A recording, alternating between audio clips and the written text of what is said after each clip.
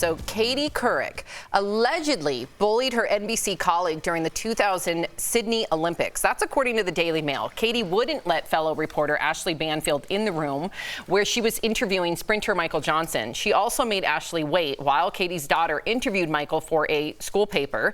Katie was also furious and allegedly mocked Ashleigh when she asked Michael about using drugs. So this comes after Katie wrote that she felt threatened by Ashleigh in her new book and said that mentoring her would have felt like self-sabotage.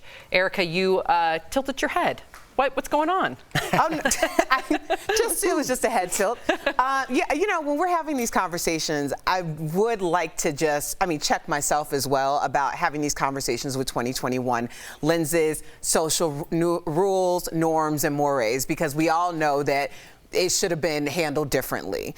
I also want to caution people who are like, I'm a woman's woman and I would never do.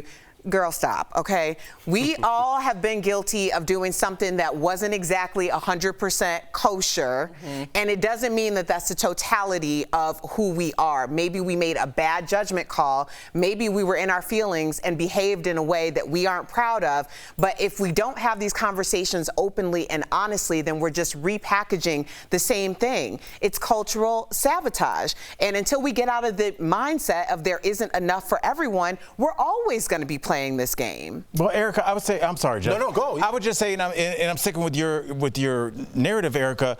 I think that the mindset is there because the hierarchy has been established like that. You think about this. This is a show that consistently, since we started, has had 2 black female co-hosts at all times. When we got cast originally, we are 4 of the originals, you got the call after the first African-American female.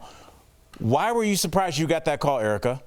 I was standing there and I congratulated her because I didn't think that they would hire 2 black women. Because it never happens. And she knew that as well. She knew that she saw a younger version of her coming up through the ranks, and she's talking about self-sabotage. She's like, if I help Ashleigh Banfield along, pretty soon they're going to be like, you know what, you're older and you're more expensive. Come on, Ashleigh, you're going to take the headline and position. And she is doing what animals do, which is protecting where they live and where they eat. Yeah, but you don't have to, I agree with you, but you don't have to kick them out of, if that's all true, right? This is all alleged. So fine, you want to protect your seat, you want to protect your bottom dollar, especially if you have a family, that's one thing.